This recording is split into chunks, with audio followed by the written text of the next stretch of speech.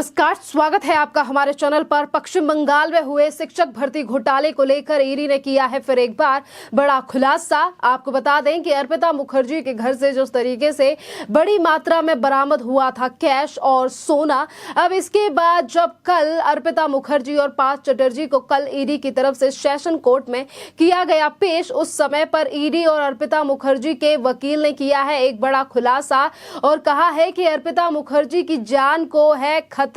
उनका खाना पानी पहले चेक किया जाए और उसके बाद दिया जाए अर्पिता मुखर्जी को। जी हाँ, ये बड़ा खुलासा जिस तरीके से एक तरफ वकील की तरफ से इन दलीलों को दिया गया सेशन कोर्ट में अर्पिता मुखर्जी की तरफ से कि उनकी जान को खतरा है, तो वहीं दूसरी तरफ ईडी के अधिकारियों ने भी अर्पिता मुखर्जी के वकील के इस पूरे बयान में दी सहमति कि हाँ, अर्पिता मुखर्जी की जान को है खतरा। तो वहीं दूसरी तरफ अर्पिता मुखर्जी के वकील ने कहा कि हम अर्पिता मुखर्जी के लिए चाहते हैं डिवीजन कैटेगरी चाहते हैं, क्योंकि हम उन्हें 4-5 लोगों के साथ जेल में नहीं रखना चाहते। जी हाँ, ये तमाम दलीलें दी गई अर्पिता मुखर्जी के वकील की तरफ से और इन चीजों में सहमति भी जताई गई है ईडी के अधिकारियों की तरफ से। ये दर्शाता है कि जिस तरीके से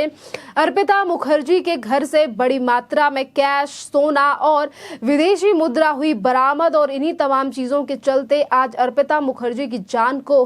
नजर आ रहा है ईडी के अधिकारियों को भी खतरा, क्योंकि जहां एक तरफ अर्पिता मुखर्जी ईडी की कस्टडी में मौजूद हैं और कल कोर्ट ने भी अर्पिता मुखर्जी और पार्थ चटर्जी को 8 अगस्त तक के लिए भेज दिया है कस्टडी में। ये दर्शाता है कि ये मामला कितना ज्यादा गंभीर है और कितने और तार खुलना इस पूरे मामले में बाकी हैं, जो कि बढ़ा सकते हैं टीएमसी सरकार की मुश्किलें। बेशक ममता बनर्जी ने पार्थ चटर्जी को उनके मंत्री पद से हटा दिया हो, उन्हें बर्खास्त कर दिया हो, पर जो शिक्षक भर्ती घोटाला है वो काफी ज्यादा पुराना है और ये पुराना मामला है, इसीलिए अब टीएमसी की भी इस पूरे मामले को लेकर खड़ी हो सकती हैं काफी ज्यादा मुश्किलें। जिस तरीके से एक तरफ अर्पिता मुखर्जी कर रही हैं तमाम बड़े खुलासे, जब ईडी की तरफ से पूछे जा रहे हैं सवाल तो अर्पिता मुखर्जी दे रही हैं ईडी के सवालों का जवाब, तो वहीं दूसरी तरफ पार्थ चटर्जी नहीं कर रहे हैं जांच में सहयोग और इन बातों को अपनी दलीलों में कल ईडी की तरफ से एक बार फिर से कहा गया कि पार्थ चटर्जी जांच में सहयोग नहीं कर रहे हैं। जब भी उनसे कोई सवाल पूछा जाता है पार्थ चटर्जी हाँ या ना या फिर पता नहीं में ही देते हैं जवाब, यानी कि वो कुछ ना कुछ कर रहे हैं छुपाने की कोशिश। और इसीलिए जिस तरीके से एक तरफ अर्पिता मुखर्जी का ये कहना कि उनके घर से जो कैश बरामद हुआ है वो अर्पिता मुखर्जी का नहीं है, वो उनकी गैर मौजूदगी में उनके घर में रखा गया है, तो इसी तरीके का कुछ बयान सामने आया था पार्थ चटर्जी का। और पार्थ चटर्जी ने कहा था कि जो पैसा अर्पिता मुखर्जी के घर से मिला है वो मेरा नहीं है, ममता बनर्जी ने मुझे पद से हटाकर सही किया है। यानी कि दोनों के बयान में ही कॉन्ट्रडिक्शन नजर आ रहा है ईडी के लिए। और इन्हीं पूरे तमाम मामलों को लेकर ईडी की तरफ से कहा गया था कि अब हम अर्पिता मुखर्जी और पार्थ चटर्जी को आमने सामने बिठाकर करेंगे पूछताछ। और इसी पूरे मामले से जुड़े हुए तार आज ईडी खोलती जा रही है कि जहां एक तरफ अर्पिता मुखर्जी के 6 और फ्लैटों का पता चला था और वहीं किस तरीके से 4 गाड़ियां गायब थी अर्पिता मुखर्जी के घर से, इस तरीके से उनको लेकर भी संदेह जताया गया था ईडी के अधिकारियों की तरफ से। और ईडी ने कहा था कि ये जो 4 गाड़ियां गायब हैं इनमें हो सकता है और भी ज्यादा सोना और जेवरात या कैश, इसीलिए वो 4 गाड़ियां हैं गायब और उन्हीं को अब ढूंढने में लगी हुई है ईडी। तो वहीं दूसरी तरफ कल भी ईडी की तरफ से जो जांच इस एसएससी मामले में बढ़ती जा रही है और परतें खुलती जा रही हैं ममता बनर्जी सरकार के पूर्व के मंत्री पार्थ बनर्जी की कि किस तरीके से बड़ा भ्रष्टाचार हुआ है एसएससी घोटाले में। क्योंकि जहां एक तरफ अर्पिता मुखर्जी के घर से मिले हुए कैश के बारे में पार्थ चटर्जी ने कहा कि उस पैसे से मेरा कोई लेना देना नहीं है और मैं पैसे के बारे में नहीं जानता हूं, तो वहीं जो 2 काली डायरियां मिली थी जिसमें शिक्षक विभाग से लेकर तमाम लोगों की थी जानकारियां, अब उसी आधार पर ईडी कर रही है एसएससी मामले में जांच, जो कि बड़े तार खोल सकती है टीएमसी सरकार को लेकर। क्योंकि सिर्फ पार्थ चटर्जी ही नहीं बल्कि और भी नेता हो सकते हैं इस पूरे मामले में शामिल। और इसीलिए अभी कुछ दिन पहले माणिक भट्टाचार्य को भी ईडी की तरफ से भेजा गया था इस पूरे मामले में समन। जिस तरीके से मोनालिसा दास और तमाम लोगों की इस पूरे मामले को लेकर हो रही है एंट्री, तो वहीं सबूत ये भी सामने आए हैं कि किस तरीके से अर्पिता मुखर्जी की 31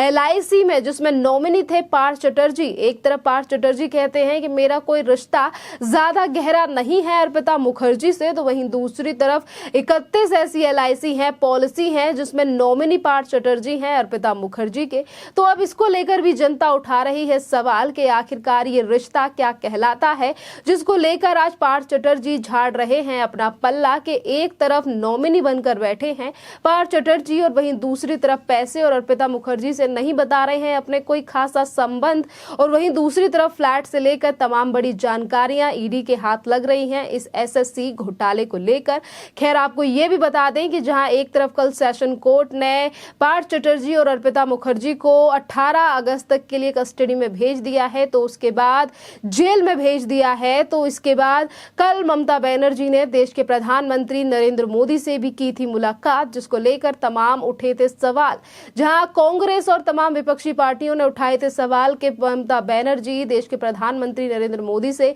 मिल रही हैं तो वो मैच फिक्सिंग के लिए मिलेंगी। तो वहीं दूसरी तरफ भारतीय जनता पार्टी के वेस्ट बंगाल के प्रदेश अध्यक्ष और सांसद दिलीप घोष ने भी केंद्र सरकार को किया था आगाह और कहा था कि केंद्र सरकार रहे सतर्क और ना आए ममता बनर्जी की बातों में, क्योंकि ममता बनर्जी इस समय दिल्ली में 4 दिवसीय दौरे के लिए हैं और वो कल ही दिल्ली पहुंची हैं और दिल्ली में होने वाले तमाम कार्यक्रमों में पश्चिम बंगाल के मुख्यमंत्री इस समय हिस्सा लेने वाली हैं। कल उन्होंने देश के राष्ट्रपति द्रौपदी मुर्मू से भी मुलाकात की, देश के प्रधानमंत्री नरेंद्र मोदी से भी मुलाकात की, और इसी मुलाकात को लेकर हुए कल तमाम बड़े सवाल खड़े कि कैसे ममता बनर्जी ने देश के प्रधानमंत्री से अगर मुलाकात की है तो ममता बनर्जी ने SSC घोटाले में फंसे अपने मंत्री या फिर जो फंसने वाले और मंत्री या फिर ईडी की जांच को लेकर की होंगी तमाम बातें देश के प्रधानमंत्री से अपने सरकार के मंत्रियों को बचाने के लिए। इस तरीके की बातें भी कल सियासी गलियारों से देखने के लिए मिली, जिस तरीके से लोगों ने इस पूरे मामले को लेकर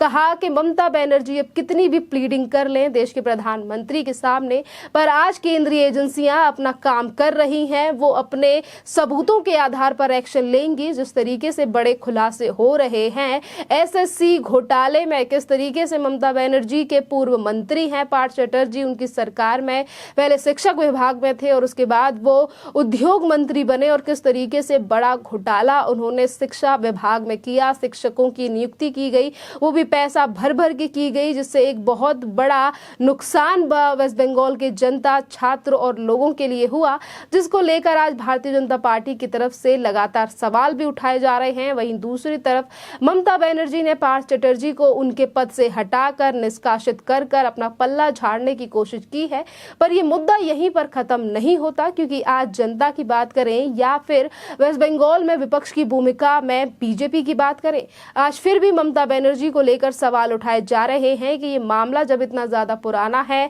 पहले ही CBI के निर्देश दे चुकी थी कलकत्ता हाईकोर्ट, तो ममता बनर्जी ने अपने नेता पार्थ चटर्जी को क्यों नहीं किया था निष्कासित। और शायद इसी पूरे बड़े घोटाले को लेकर जो बड़े सबूत सामने आ रहे हैं, अर्पिता मुखर्जी के द्वारा भी तमाम चीजों का पता लगाया जा रहा है, फ्लैट से लेकर घर, चाबी, तमाम चीजों के पते आज ईडी लगा चुकी है। और शायद यही बड़ा कारण है कि कल कोर्ट में कहा गया था अर्पिता मुखर्जी के वकील और ईडी की तरफ से कि अर्पिता मुखर्जी की जान को है खतरा, इसीलिए उन्हें अलग रखा जाए और कैदियों से, और उन्हें खाने और पानी की उनके चेक करा जाए, कहीं उनको कोई जहर मिला के या कोई बड़ी साजिश में फंसा कर कोई अर्पिता मुखर्जी को कस्टडी में ही मारने की कोशिश ना करे, क्योंकि इस तरीके की जान का खतरा इसीलिए भी बना हुआ है। जिस तरीके की बात आज जनता कर रही है कि जिस तरीके से बड़े खुलासे हो रहे हैं, बड़े नेताओं के नाम इस पूरे कार्यक्रम में आ सकते हैं, बड़े घोटाले में आ सकते हैं, जिस तरीके से बड़े पैसों यानी कि बड़ी भारी मात्रा में पैसों की बरामदगी भी हुई थी अर्पिता मुखर्जी के ही घर से, और वहीं पार्थ चटर्जी के घर से एक पैसे वाली चीजें नहीं मिली हैं। तो ये काफी ज्यादा संदेह खड़े करता है कि जो उस समय पर मंत्री थे उनके घर से कुछ नहीं, और वहीं अर्पिता मुखर्जी जो अपने घर का 11,000 रुपए का मेंटेनेंस का बिल नहीं भर पाई, उनके पास किस तरीके से निकले हैं इतने पैसे। तो इन्हीं सब चीजों की जानकारी जुटाने में अब लगी हुई है ईडी, और इसीलिए अब जान को खतरा बताया जा रहा है अर्पिता मुखर्जी की। खैर, इस पूरे मुद्दे पर आपका क्या कहना है, आप हमें कमेंट करके जरूर बताइए। धन्यवाद।